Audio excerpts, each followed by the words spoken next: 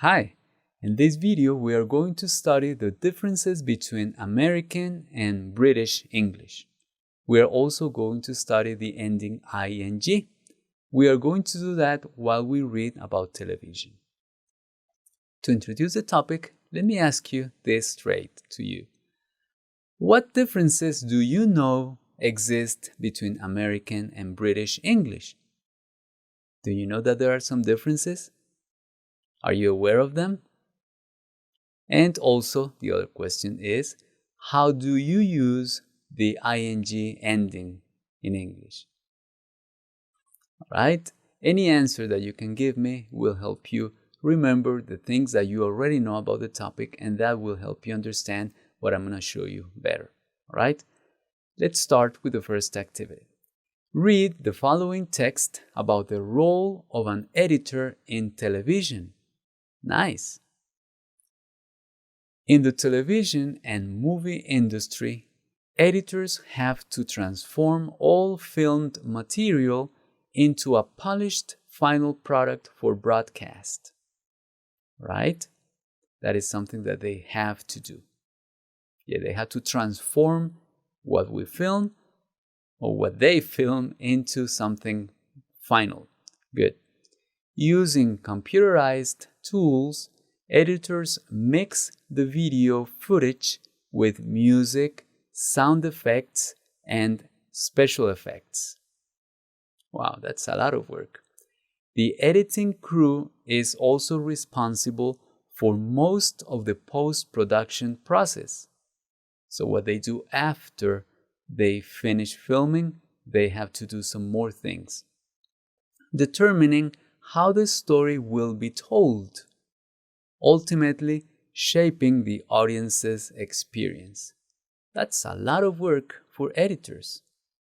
All right, let me ask you two questions to make sure that you understood this. What do television editors use to edit film material? They use computerized tools, computers. All right. Is this true or false? Okay. Editors decide how the story will be told. That's what the text says, so I would say yes. I don't know if they make the final decision, but in the end, it's in their hands to see or to make the story look to the audience in a certain way. Yeah, some executives could decide how the story will be told, but the editors in the end are the ones who are responsible for that. All right, thank you very much for having answered those questions. And now let's focus on some vocabulary differences between American and British English as part of the differences that we have in those two ways of speaking English, of using English. We have already talked about some vocabulary differences between American and British English, but I found in the text this word that helps me remind you about this other difference. It says movie, in the movie industry. Actually, movie is more popular in American English, and the word film is the one that is used in British English. So, movie in American English, film in British English. But of course, there are many other words that you will be encountering as you continue to study English using both American and British sources. All right, let's focus now on something that is more specific to this lesson, which is spelling differences between American and British English. In the text, we have the word computerized, and as you can see, look, it is using the letter Z, computerized. Well, actually, in British English, that ending uses the letter S, computerized, like this. The pronunciation is the same, let's say for that Z sound, but the spelling changes. Let me show you this chart that outlines the differences between American and British spelling. Some of the differences. There are more, and you are welcome to research them, but these are some that I would like to point out because they are very crucial, let's say. One that you already know is this. The ending OR, for example, in American English, we say color, behavior, neighbor, but in British English has an extra U. The pronunciation is the same: color, behavior, neighbor. Actually, in British English, they don't pronounce the final R. Color, behavior. Of course, I don't have a British accent. I don't know how to read it like that exactly, but they don't pronounce the final R. Let's keep it like that, right? But the spelling is different. You see that there's an extra U there, color. Now, the one that I showed you, apologize, recognize, in British English is spelled like this, with an S. ER, like in meter, fiber, center, it is spelled like with an RE in British English. Meter, fiber, or meter. I will stick with my background, which is with American English. Fiber, center. The pronunciation, let's say, is the same, but the spelling changes. How about the ED in past participles, like burned, dreamed, leaped? In British English, we say burnt with a T, dreamed, leaped. All right? This ending in defense, offense, license has an S in American English, and in British English has a C, defense, offense, license. And this one that I think it is very complicated, for me at least. Look at the sound E in anemia, diarrhea, encyclopedia. It has an OE or an AE in British English. Pronunciation: anemia, diarrhea, encyclopedia has an extra vowel there. All right? Those are some spelling differences between American and British English. Now let me show you some grammar differences between American and British English. In the text, we have this sentence that is part of that uses a collective noun. It says, the crew is responsible. The crew is responsible. You know what? In British English, collective nouns are plural. They can be used with a singular or plural verb, but the difference is that in American English, they are singular. In British English, they can be plural. For example, they might say, the crew are responsible. They would say, the police are here. The army are good. So they may be used with plural verbs. Singular and plural, but also with plural, which is not a case in American English. Also, British English uses more formal speech. For example, in the text we say, how the story will be told. In British English, they could say how the story shall be told. It sounds more formal. You know that in British English, the future, instead of using will for I and we, they tend to use shall. I shall go instead of I will go, or we shall stay instead of we will stay. In American English, we just use will for all of them. In British English, shall for I and for we, right? Also, in terms of grammar, they use have with an extra form there. In the text, we say, editors have to transform all film material. In British English, they say have got. Editors have got to transform all film material. Instead of saying, I have a friend, in British English, they say, I've got a friend, right? And in addition to that, the word got, which is a past participle of get, in British English, it is more common to find it as gotten. Gotten, instead of saying, I've got a surprise. In English, we could say that in English. In American English, I've got a surprise for you. In British English, they would say, I've gotten a surprise for you. All right? So gotten is more common in British English than in American English. We're almost there. Need, the verb need in American English is negated with don't. I don't need to go. In British English, it could be, you don't need to go. We would say, you needn't go, or you need not go. So they just negate the need directly with the adverb not. Good. Finally, in terms of grammar, they may have some word choice for time. We say in American English on the weekend, they say at the weekend.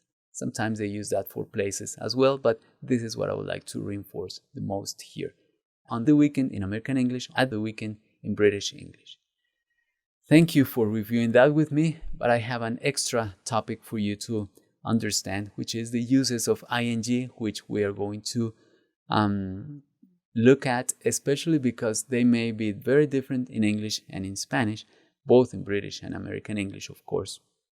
So let's see what they can have, all right? We can say they are repeating the last take. They are repeating. We're using the progressive here with the verb ends in ing when it is part of a progressive form or continuous, for example, continuous, present continuous. They are repeating. Ing in that case serves the purpose of expressing that a verb is taking place continuously, that it lasts for some time, all right? But that is not the only case of using ing in English. Actually, we say after a preposition, we say the verb ending it in ing. For example, after going to the set, we don't say after go. In Spanish, that is an infinitive. In English, it is a verb that ends in ing, which is called a gerund. They prefer waiting. In Spanish, we tend more to say something like they prefer to wait. In English, waiting is a verb that takes the ing more often because it is being used as a gerund. The setting is 18th century London. Setting, that word set ends in ing, but you know what? It is being used as a noun. When a verb ending in ing is used as a noun, that is what we call a gerund. A gerund. That's why I was using that word freely, because we would explain it here. So the ing helps us convert verbs into nouns. That's not the only thing. The ending ing, as in this next sentence, helps us understand that a verb can be used as an adjective as well. Look, an interesting strategy. The verb interest ends in ing, and now we have an adjective. Another one, the operators manning the cameras. The word man, it means managing the cameras, is being used as a verb that ends in ing, and it can be taken as a part of a structure that in other ways could require an extra word. For example, the operators that man the cameras. So instead of saying that man the cameras, we could just say manning the cameras. The people who live here. We could say the people living here. You see that the ing form there is being used to simplify that structure. And finally, the ing ending can be used in certain expressions. They are not verbs, they are not nouns, they are just, actually they're part of prepositions, but that's not important. There are some expressions, some idiomatic expressions that use the ing. For example, when we say regarding this or according to this, so that will appear there. They are actually, some people say that they are abbreviations of verb forms, but that is not important. What is important is that they are part of idiomatic expressions that have their own meaning. As you can see, there are many uses of the ing form. So this is just a brief introduction for you to see that every time you find it, you run into it, that you try to understand why it is being used there. And for that, I have a practice activity for you. I am asking you to please answer the question. Which uses of ing, of the ending ing, do you see in the following text? Please explain them. So here's a text that has some verbs that end in ing. So read the text and see how we understand those verbs there. Please pause my video, complete the activity, and I will see you in a moment. All right, thank you very much for having taken the time to complete the activity. And there are actually contributing, working, clothing, according to, and setting. All those are verbs that end in, or forms that end in ing. Let's see the text and understand those forms. Let's read it. Let's read the whole text together. Costumes are the foundation of a film or television play. Besides contributing visually to the show, besides, that's a preposition. After a preposition, we have a verb in ing. Besides contributing, so that's why ing is being used there, after a preposition. contributing to a show, it helps actors feel emotionally connected to a character they play. Costume designers are constantly working. So that is a continuous tense or a progressive tense. Are working, or it's part of a progressive verb tense. On the overall looks of the cast. They must do research to find the perfect clothing. Clothing, the verb clothe, which is to put clothes on, is being used as a noun, perfect clothing. According to, that is an idiomatic expression, a phrase, to the setting of the scene, the setting, that is a noun. Setting of the scene and specific traits like the character's personality. Once shooting begins, I hadn't shown you this one, shooting begins, shooting is also a noun. Shooting, so it's the action of shooting a take, like filming, begins. They are always on set to take care of any modifications or wardrobe malfunctions when something goes wrong and an accident happens with their clothing. Let's keep it like that. All right. Thank you very much for having read this with me and especially for reflecting on the uses of ing in this text. I am going to pause my video so that you can listen to the pronunciation and practice with the native speaker. Please go ahead. Costumes are the foundation of a film or television play. Besides contributing visually to the show, it helps actors feel emotionally connected to the character they play. Costume designers are constantly working on the overall looks of the cast.